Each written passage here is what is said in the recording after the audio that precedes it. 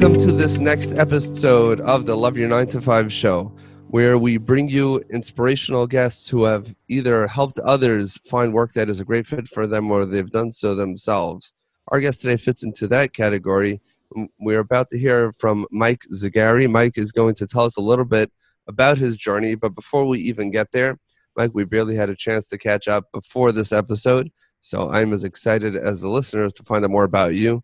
But even before we jump too far and tell us a little bit about who you are personally, I honestly don't know a thing about you, which makes this really exciting, and kind of get us started on your journey of how things started for you. All right. Thanks, Mel. Thanks for having me on the podcast.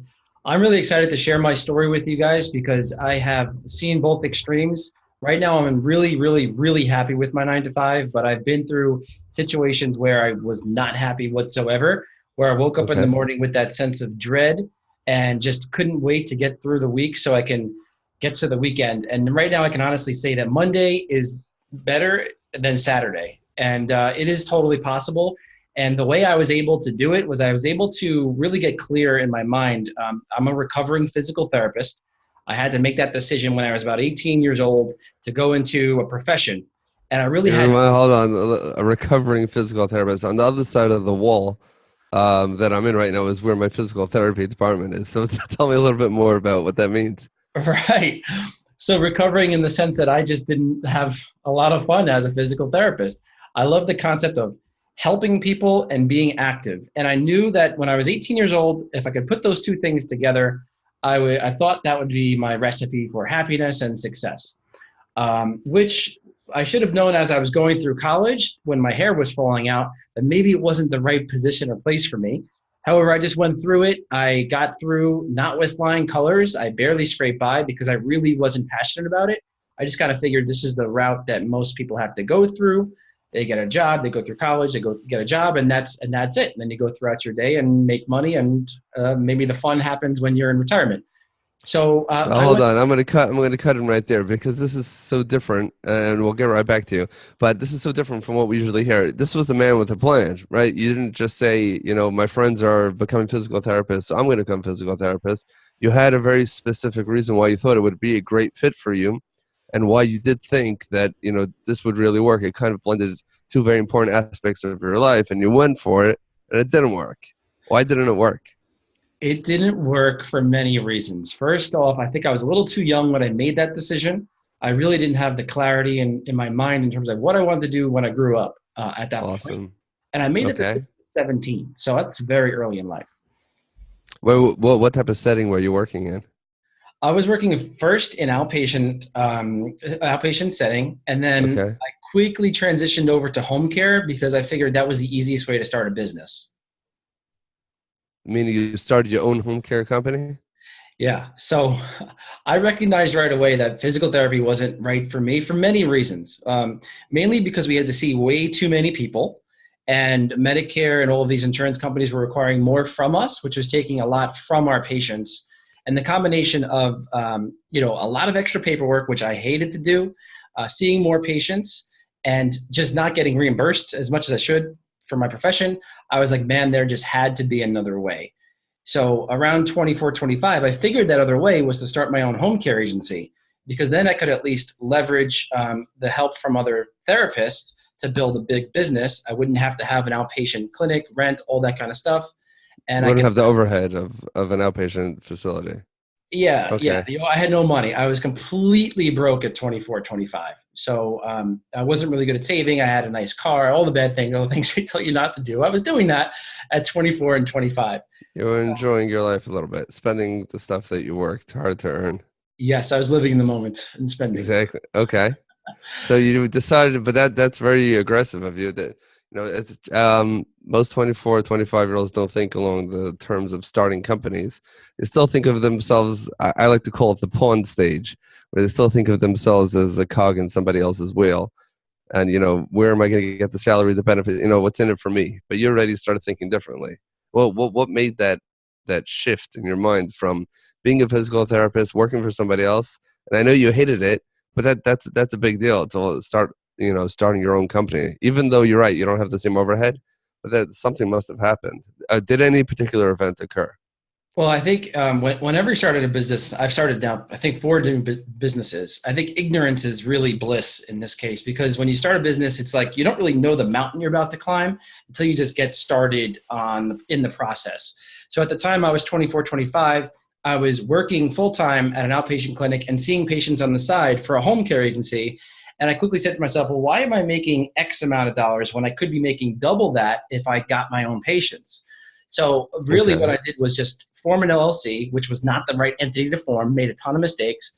And I went to a networking meeting called the Senior Umbrella Network. And I just started saying, hey, I got a business. I got an LLC. I don't have a website. It's all me. I'm going to answer the phone calls. I'm going to do my own billing, but I'm going to take care of these patients. And now I have a business. And it just kind of grew and grew and grew from that ignorant moment of my life where I thought it was going to be easy. It wasn't easy at all whatsoever.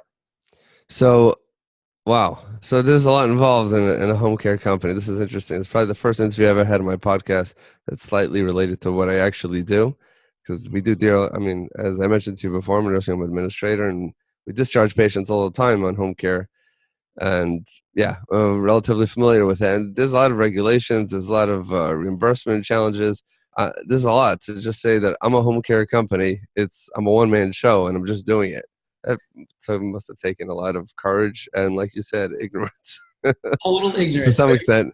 Let me clarify that a little bit. What we did was Yes. outpatient in the home. So all we needed was Medicare numbers, similar to what you would have at an outpatient physical therapy clinic. And then we would treat seniors who couldn't get to a clinic in their homes. There's a great need for it. It's kind of an underutilized thing. And it was actually a really good business model if you could make it work. But Okay. So this is not what I thought. So it wasn't a full home care company where you have nurses, where you have the full gamut of clinical services coming to the home. This that's was borderline just, insane. yeah, That would be which very is which is what I thought you did. So you're saying no. So you didn't do that. It was just basically a mobile therapy group where we come to you instead of you coming to us. And it's not a patient, it's an output. Interesting. Does that, huh? Does that still exist? Is there such a model? I'm trying to think if other people do that. Yeah, it's actually a really big model. I do it. I've done it in New York, and we were able to grow to about 10 different therapists, about 55 to 60 active patients at any one time. And then I was able to grow it so that we had basically all of our systems were in place, so that all the phone calls were going to another outpatient clinic that handled all of our work, but as our company. And it really worked out very well because if the systems are in place, this is in any business, then you can really walk away from it and free up your time to do what you really love. So thankfully, because the systems were in place, I was able to sort of let the therapist do their treating, let the home care agency or the outpatient office do all the paperwork, and I was able to slowly start to migrate away from physical therapy. So, all right, two questions. I think this is better that I couldn't print out the interview format because I think it's going to flow better. But question number one is just a technical question. So basically, you kind of outsourced all of your back end, answering the phones and all that to an outpatient clinic that's anyways doing all of that, and they just had, I guess, a portion of their business that was going to you. Is that kind of what you did? Exactly. I figured they're already there. And it was actually, I'm like psychologically unemployable. I got fired from that job. To this day, they said I didn't get fired, but I actually did. So basically what happened was we still became friends after that. And they were there for 20 years managing outpatient physical therapy. And I said, hey, I've got this other clinic. Can you manage my clinic? Because for me to hire somebody, I didn't have the money at the time. And it really just worked out well. And then with a bunch of meetings, we got the systems up in place and they started managing my outpatient in the home clinic. Is that the same place that fired you? Yes, that's the funny part. Really? The last So job I you ever were had. working there, they let you go, you come back to them, hey, I have my own company, can you manage the back end stuff? This is basically like the same paperwork you hated. Same reason why you didn't want to do physical therapy because you weren't really doing physical therapy. You were just documenting and a big portion of your time was doing technical stuff and you had to jam too many patients the short amount of time. So so basically what you leave and then you come back. Wow. And they were so obviously they didn't fire you for stealing stuff or anything really bad. They obviously you left in a mutually respectful relationship so that they were able to kind of dig in really deep with you and deepen the relationship. Yeah, so basically, I couldn't follow their rules. I guess I'm an entrepreneur at heart, and I just like to do things my way. Not that I'm a control freak, but I think at the time, I was more focused on my own business than working for them. Yet I had to work for them just to eat every day. So I think they kind of felt that, and they knew I I was can working on relate my to own. that. Yeah, they knew I was working on my own business.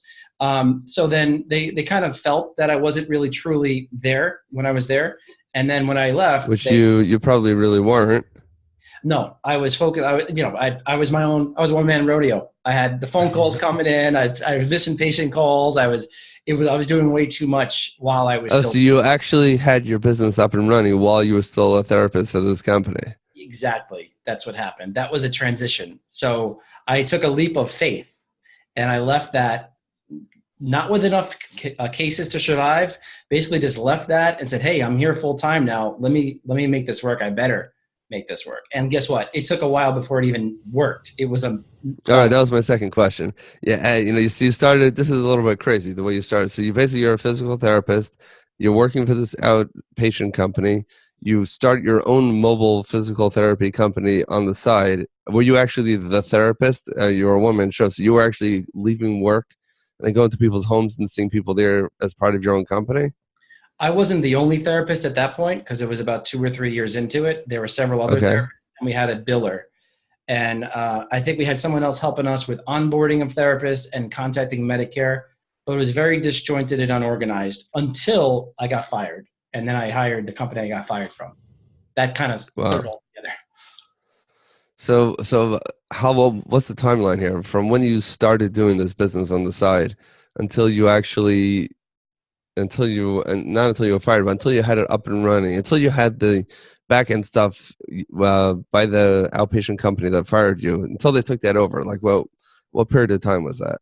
I think that was about 3.5 to 4 years where it fully started to Okay, gel. And in that time, with a business, it's not just learning about systems and processes, it's also learning about advertising and marketing and networking and emailing and all these other amazing things that I didn't know it at the time, but I was learning a lot of tools and strategies to get myself ready for the next business. It was really what that was.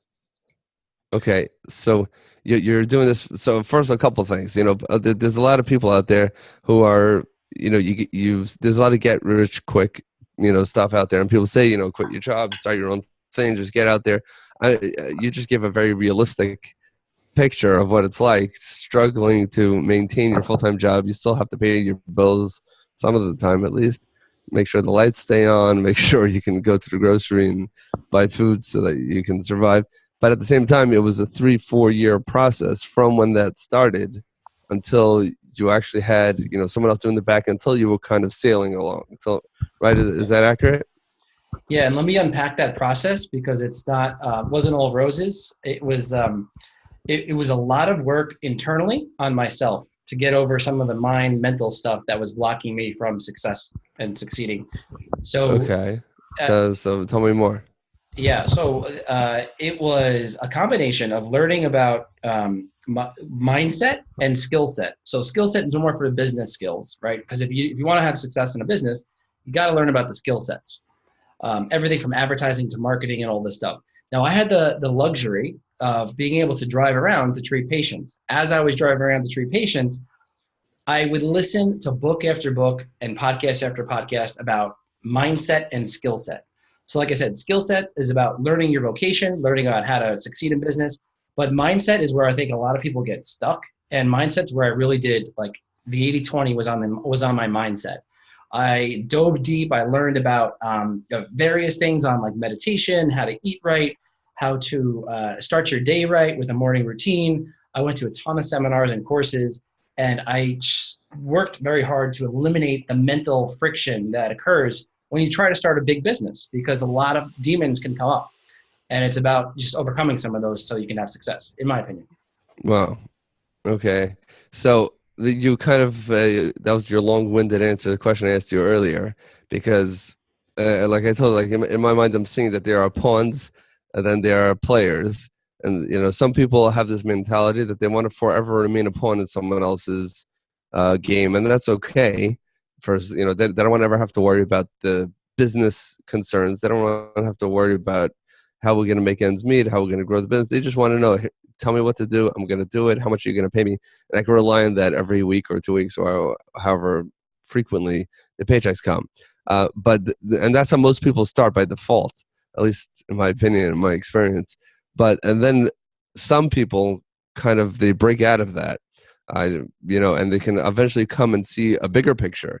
And they could come to a point where they're like, no, I can do so much more. I don't need to, everyone talks about trading, dollar hours for dollars. I can kind of create something bigger, provide more value, and at the same time, earn more for myself. So that's kind of the process. It seems like from what you're saying, I don't want to put words in your mouth.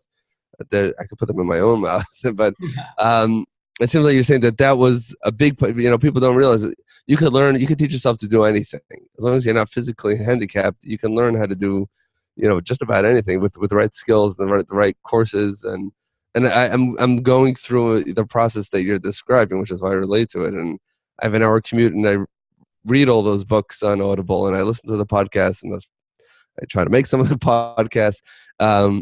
But that's really, it's like you're breaking that glass ceiling. It's like, I am now someone I am in charge of my destiny. I'm being proactive. I'm creating something bigger than me. I'm bringing a team together. I'm providing this massive value in ways that I couldn't do myself. And as a result, I'll be compensated in a similar way. Have you ever read The Big Leap? No. Yeah, definitely do. I'll put a link to it in the show notes. And I apologize, I can't remember who the author is. But this is exactly what he talks about. It's like people have these glass ceilings where socially, based on your family, your environment, whatever you've been exposed to, you think that I can only go till here. But past that, that's not for me. That's for other people, the people who create companies, the people who hire people, the people who can create products to sell for themselves while you're sleeping. That's not for me. I'm a regular 9-to-5 guy. I'm someone who comes in and I punch a clock. So that transition is a very significant transition. I'm happy to hear that from your experience that is the biggest part of the transition, right? If does that fit with your experience? Well, yeah. So the biggest part of the transition was, like you said, overcoming some of those barriers into the transition, because for me, it was overcoming all of these obstacles and feeling happy and feeling empowered and feeling peace, basically, for the first time. For a while, I wasn't feeling any peace. And a lot of that came through reading books like The Big Leap and going through that. But a big piece of it was also unlearning what I had learned throughout my entire life. Unlearning, so many different things about how I fit into society. I can go on and on about what I had to unlearn in order to take my business to the next level. But it was a process more of unlearning than it was learning, because I found myself, like, I think a lot of people do this, like, you have to work 9 to 5. Well, now I don't work 9 to 5. I work when I feel inspired. And when I feel inspired, I produce really good results in a short period of time so I can go do other things. This is an evolution of getting to that point of unlearning what we're ingrained. Like, we go to school, we hear, school bells, and never, we have to stay there from a certain period of time and go ahead and do homework and work. I had to undo a lot of that. Not to say that being a hustler isn't a good thing. You have to hustle to a certain degree and get into your warrior mode. But what about allowing some of this great stuff to just come out of you? Because we're all gifted in so many different ways. And I found that the more clarity I had, the more peace I had in my body, the more my genius and my gift was able to shine through. So I don't try to force things. I try to do things powerfully as much as I can. That being said, it's not all the time that happens, but that's something I had to unlearn rather than learn. So you touched on a couple of things. First of all, you said one of my favorite things, which I believe very strongly, and I could quote religious sources, which I'm not going to do right now. But even just from experience and from what you just described yourself, is that every single person is uniquely talented in a way that nobody else is talented. And it's unfortunate that so many people sell themselves short.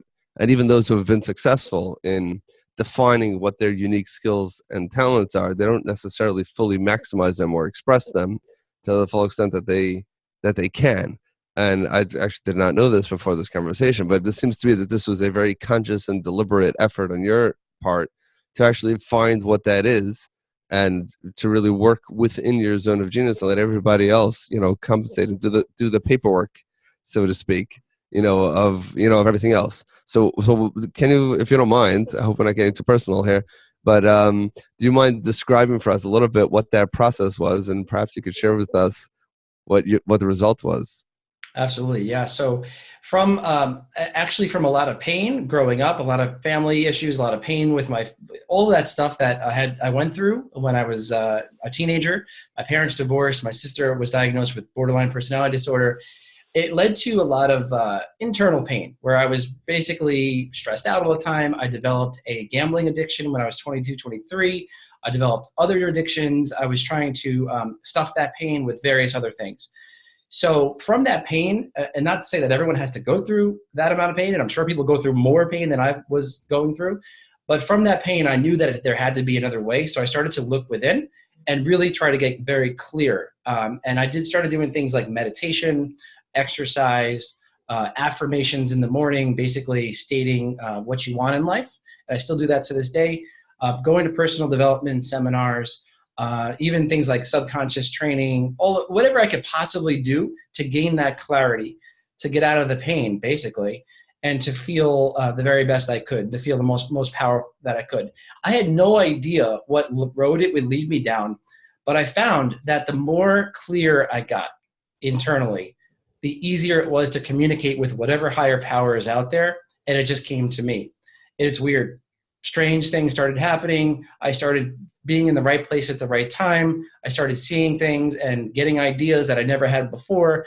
And it was a slow process over time. And I just ran with it. And here I am today with 2 additional new businesses in the last 3 years, all of which are 7-figure. Both of them are 7 figures plus. Wow. I didn't even know about that. All right, so we have a lot to get to here. I don't want to waste your time or anyone else's time. We got to get to that stuff too. But what I just want to point out, it seems like from the way you're describing the process, that you are not trying to find what you are uniquely gifted in. You're rather trying to cope with with the personal pain that you described, and and how real it was and how it was negatively affecting your life. And through that process, it seems like this naturally evolved through, I guess, pulling away some of peeling the onion a little bit and removing some of the more painful layers. You're able to, I guess, dig deeper into yourself and then allow yourself to shine, and and allow yourself to do the things that the things that you've already done. Is there, have you, again, tell me if you don't like to answer this question, but were you able to like come down and say, okay, my thing that I can do, or my skill is X, and this is something that I always thought everyone could do, and then I realized that this is my thing, and I just love doing it. If I could do it all day, I would do that. Has it come so clear? And I know most people never get there, so it's okay either way. It has become much more clear, but it's not every single day that clarity is there. For example, today I was dealing with VAT issues and tax issues most of the morning. And I can tell you, when that stress is in my life, there is no clarity whatsoever. And I just want to get through that as much as possible. And it's very stressful. And I try to eliminate that kind of stress as much as possible. However, the clarity has certainly gotten a lot better. And there's an exercise that I really want to do. And I heard it on Joe Polish podcast called Unique Ability, and asking other people who you really are close with, what they think your unique ability actually is. I've done this. You've done this. Yeah. Yeah. And I got very interesting responses. Very interesting. So, ranging from shut up and stop doing weird stuff to some real valuable feedback. I would just caution before you do it. Yeah, you should think long and hard who you send it to, not just because of what they'll think about you. I don't know if you care or not, but also, some people know you professionally, some people know you personally, some people don't understand what you're trying to do, and then will take it seriously, and some people just say like, "What are you doing?" Some people even wrote like, "Is this spam? Did someone hack your emails?" Like, no, I actually want to know this. Anyway, so that's on your to-do list. Yeah, and that's actually Dan Sullivan and Joe Polish. I should correct that. But yeah, that's on my to-do list, because then you can find out what other people think your unique ability is. If I had to guess what mine is, my ability is, I would say is creativity, is my ability to take a problem and creatively come up with a solution and really think big in that solution so that I know that it takes me out of the picture. So for example, if there's a problem out there, I might develop a software that I can work on and develop hard that would solve that problem, but ultimately I don't have to be around to manage the software. That's running on itself. So I can have the freedom, solve this problem, provide value to X amount of people, and then simply walk away to solve the next problem. While that is either making money and providing value, I'm free and clear to do what I want to do. On top of So, that, go ahead. no, so I hear from there again. I hear from there two things. I hear from there. First of all, you said what your skill is, and that, your skill is being able to cut through to the meat of the problem and creatively come up with a solution, perhaps software based. Apparently, that's what you've done. I did look at your website a little bit. We'll get to that in a minute. But additionally, you also just shared with us one of your very strong values, which is you don't two things. I guess this is going to be three things. You don't want to be the person who gets bogged down with the details. That's paperwork again. If you create a new software company and now you're the person, supporting your customers with their issues in it and rolling out the different elements of it, well, maybe that would be the creative part. But as soon as you're in the maintenance stage, that's it. That's not fun for you anymore. Fire me. I don't care. That's when you want to move on. And additionally, your value is that you don't want to have to be there to produce. That's not exciting for you. You want to go on to the next problem, and obviously you want to get compensated for the solution that you created, and you should. But that's no longer exciting for you. Precisely. Yeah, it's no longer that. I'm on to the next thing. Jeff Hoffman, the founder of Priceline, I heard him speak live, and he said it best. He said the entrepreneur's unique role is to basically fire themselves out of a job. So if you're working on a business, you're going to go through all the stages of having to be in that business, and actually, it's a glorified job. It's not fun at times. There's a lot to worry about. You're answering phone calls. You're the customer service at the beginning. You're pretty much everything at the very beginning. But the goal of an entrepreneur is to solve a problem and then fire yourself from that job and move on to the next thing to free yourself up for solving more problems. Got it. Okay. So, that is definitely fascinating. I remember as a child, there was a certain person in the community who was constantly opening stores, selling them to other people, and as soon as he would sell them to other people, they all of a sudden started making so much money. It was always frustrating for me. Like, why don't you just hold on to it? Again, I was probably not even 10 years old when I was wondering about this, and he was, everyone knew, just like any store that just became big. I mean, he just bought it from this person. Well, the guy's an idiot. He starts a store, and then he sells it, and then it becomes big. If you imagine if he would still own all the stores that he started, but he couldn't, and maybe again, I didn't see the business contracts, and perhaps he had ownership shares, and I don't know exactly how it worked out, but it was clear this guy was a starter. This is what he liked to do, and that's what he needed to do. So if I was to ask you, if you could pick the one task or the one aspect of your business that if you could do that and only that all day, every day, and not eat or sleep or do anything else, what would that be? I would say that would be create and develop new systems and solve new problems, but for the same company. So there's something called entropy that it's very real in business, and I've seen it firsthand. Basically, entropy is if you solve a problem and it's new and unique to the marketplace, there's going to be people who come off and rip you off within 6 to 12 months. It's just basically what happens, or maybe the problem. Uber and Lyft. Yes. So it's about, in the physical product space, which I have a business called Easyology Pets, we create a product for pet lovers, but within 6 to 12 months, unless you have some kind of trademark or patent or whatever it is, 20 other people are going to rip you off, and your sales might go down. So I have to be freed up to solve another problem for that pet space.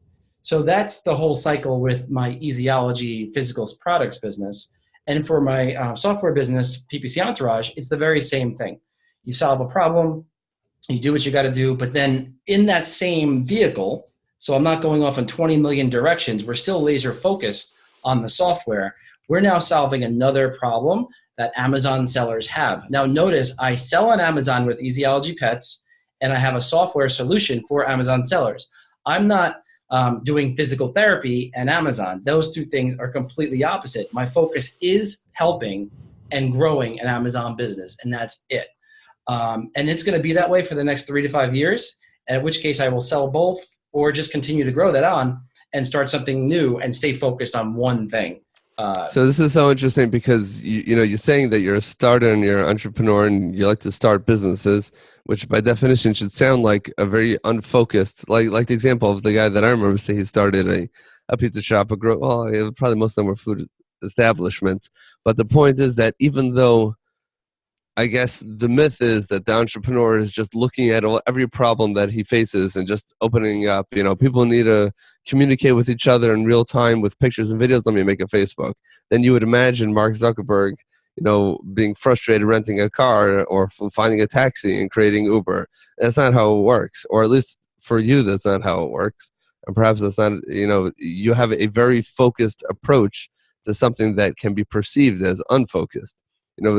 The common notion of a focused approach would be that I'm a 9-to-5 person. I have my job. I stick to it. I come every day. I'm a faithful employee. And, that's it. Every day I'm getting a little bit better or not, but I'm holding on to my job. Hopefully I get promoted through the ranks, and that's it. You're saying, no, that I'm going to solve this problem. Naturally, I'm going to grow through it, and it's going to evolve to another problem, which I'm going to solve that one too. And to the next one, all within the same general area, the same general market, which is what you're doing with your Amazon business.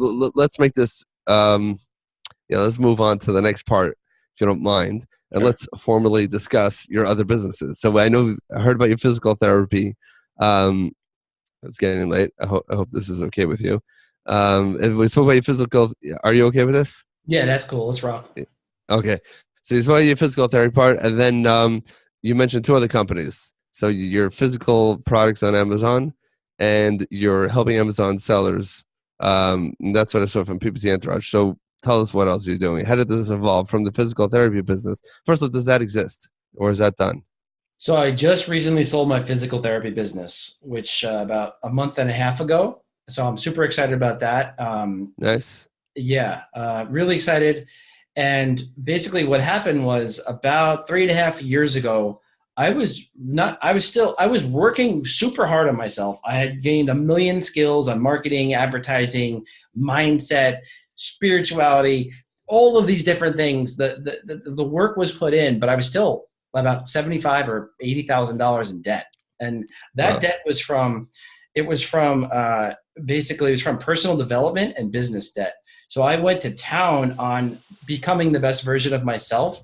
And I still do it every single day, but like investing in courses, investing in DVDs, books, all this kind of stuff, traveling the world to just get the education, Tony Robbins, whatever it is, to just erupt out of the funk I was in previously. So I was still in a lot of trouble because of that. And the business was doing okay. Ironically, when Amazon came along and I stopped focusing on the PT business, that started doing a lot better. Situations unfolded where we got into a couple of assisted living facilities, and all the patients just flooded in, and I had the system set up. So that was working out really well. And then I had a coach at the time. Another reason why I was $70,000 to $80,000 in debt. He cost about $12,000 in coaching. A lot of money invested in, because he's a multimillionaire, I invested in him. And at the very last session, he said the most important thing in my life. He said, Mike, you are spinning your wheels as a physical therapist. You have it. You have the it factor, but you're in the wrong vehicles, which is exactly what he said to me. You're in the wrong vehicle. I go, well, where now? He goes, I see you in importing and exporting. And I didn't know what the hell that meant. But that was on a Thursday. And I remember very clearly on Monday morning, I was supposed to go to the gym, but it was pouring rain outside. So I sat on the couch very early in the morning, about 4:45 or 5 in the morning, waiting for the rain to calm down a little bit. Apparently I don't have an umbrella. But anyways, I was on the couch going through my Facebook feed, and I noticed a post that one of my friends had put up there about drop shipping, which is all about buying stuff from one location and selling it on another for a profit. And for some reason, that video called me in. I watched it. Before it even stopped raining, I bought the course, went to the gym, came back, and started diving into that course. And I realized right away that there's a whole world of e-commerce out there. And I was starting at the very bottom rung of it with dropshipping. But slowly, because of the mindset work that I was able to do before, I slowly realized, well, there's got to be a better way, got to be a better way, got to be a better way. Along that process, I shut down the post office because we did what's called it's retail arbitrage and online arbitrage, where you buy things online and you have it shipped to your house and then send it to Amazon to resell it. So you buy it cheap on, let's say, Toys R Us, send it to your house and sell it on Amazon. Well, I went insane and bought hundreds of things, all shipped to my house during Christmas time. Post office got closed down. This was the type of scattered intensity that I had at the time. I had to channel it. But slowly but surely, I found the right avenue. And I found that in my cat, who just left the room, we started a pet business, or I started a pet business in selling cat litter mats. And I saw the problem. There was litter over people's homes.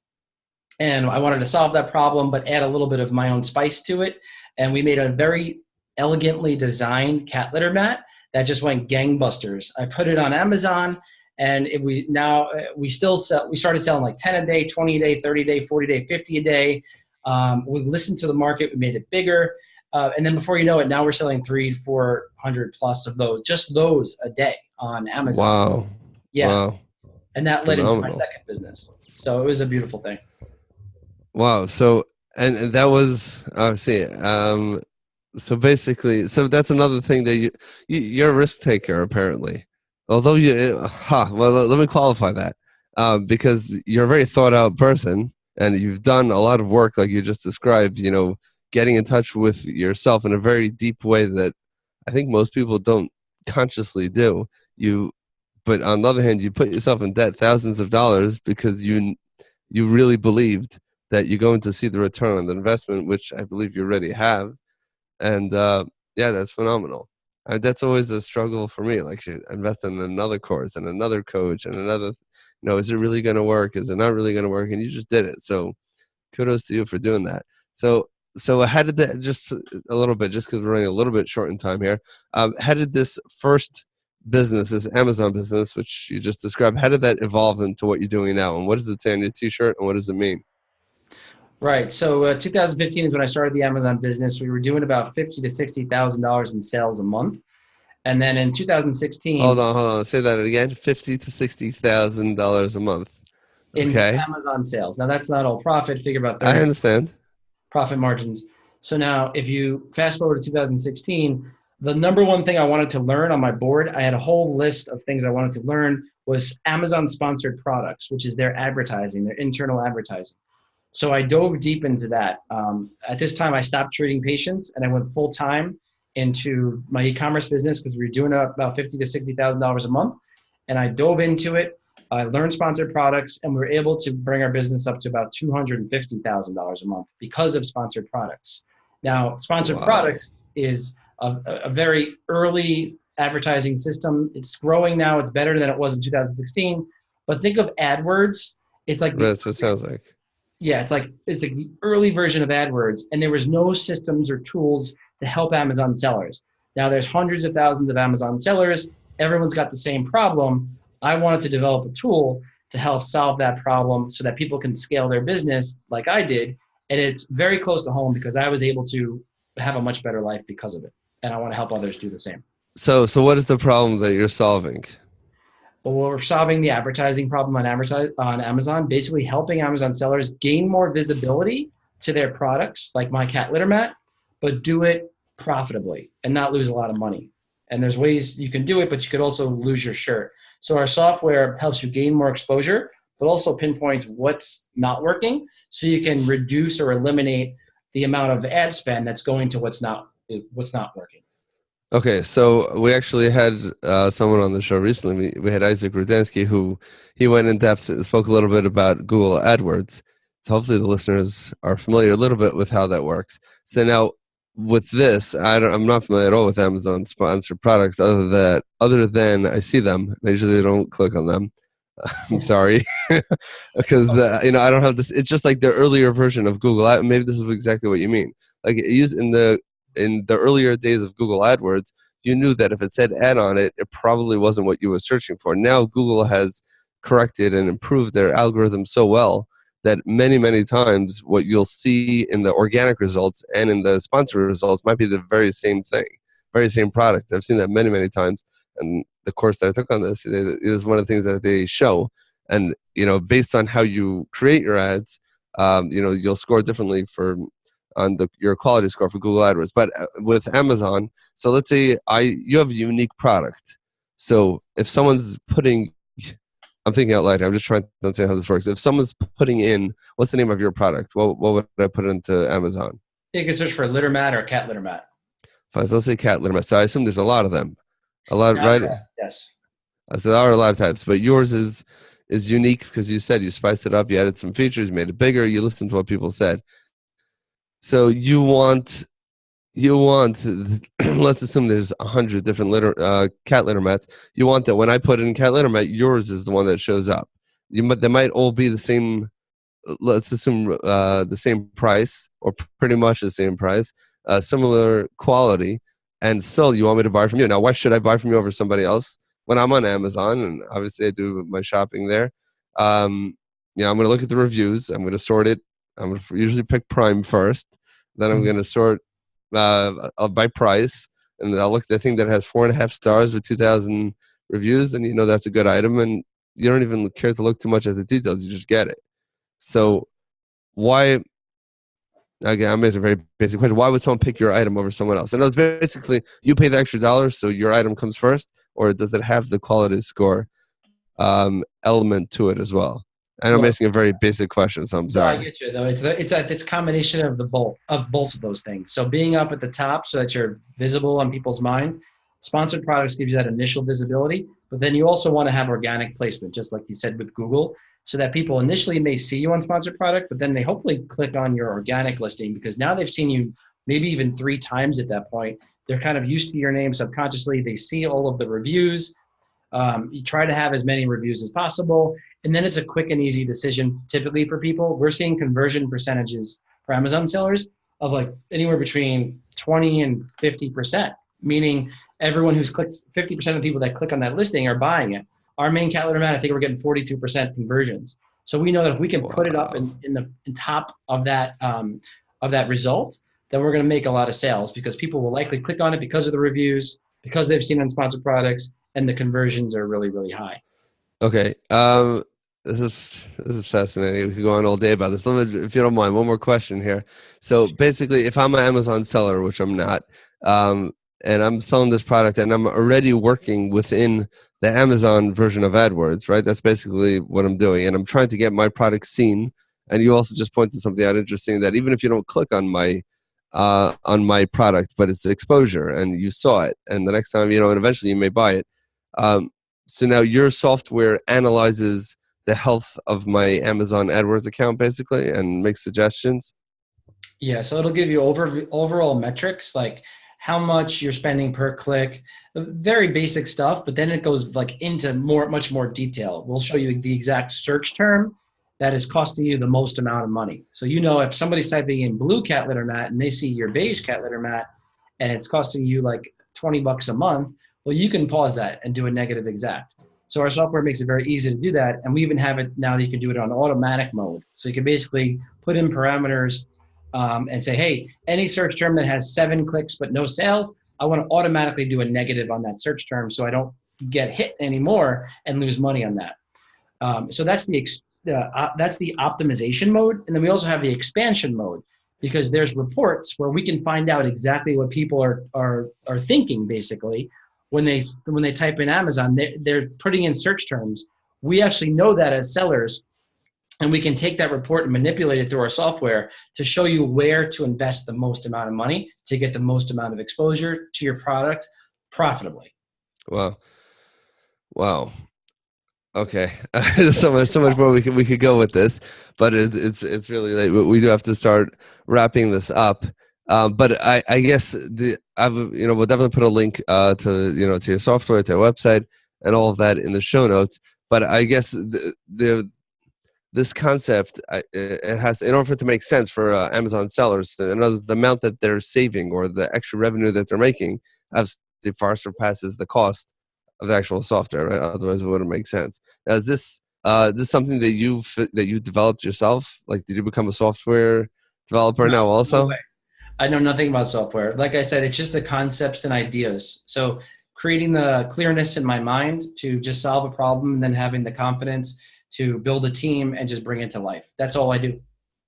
Wow. So you had to get someone to make the software and get people to make this all happen. Amazing. It's been amazing having this conversation. I've really enjoyed it. You shared so much, and I could tell that we're just touching the tip of the iceberg. Did you mention that you have a podcast yourself? Funny you ask. We recorded the first episode today, about 2 hours ago. So it's called All Avenues, the Amazon Traffic Podcast, and we're Wow. going to be going over every single avenue because there's other avenues to get traffic to Amazon, external, internal, all sorts of things you can do to drive visibility to your listing. So that's what the podcast is going to be about. Okay. Excellent. So maybe by the time this goes live, you'll share with me exactly where, send me a link or something, and we'll definitely share that with our listeners. If there is one book, I know that you've read a lot of books and they've made a tremendous impact on you, but if you could only recommend one particular book, is there one that you would recommend for someone who, again, not necessarily for this, if we zoom out a little bit, not necessarily for Amazon sellers, but for someone who is looking to find what you called their inner peace, to find their unique skills and finding ways to apply it profitably, to the world around them. Is there any particular book that comes to mind that touches on any of that? Right. The number one book that I would recommend is a book called Power versus Force by David Hawkins. It is powerful. It's a really amazing book. It's a difficult read. I listened to all my books. I had to listen to this one several times. It's a horrible recording, but it had the most impact on my life.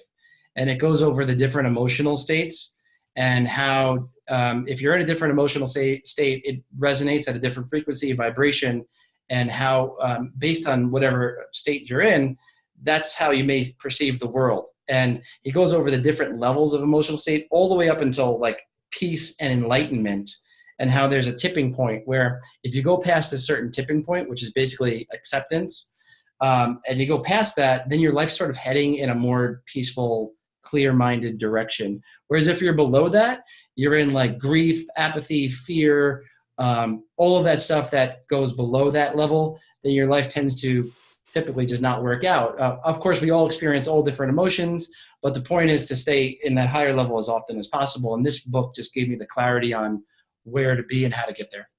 Okay, it's definitely added to my reading list. A man after my own heart. You also listen to your books. I just love doing that.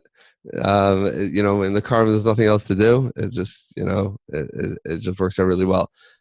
If our listeners want to find more about you and they want to see, learn about your companies, is there any one place or two places where is best for them to find you? Are you on social media too?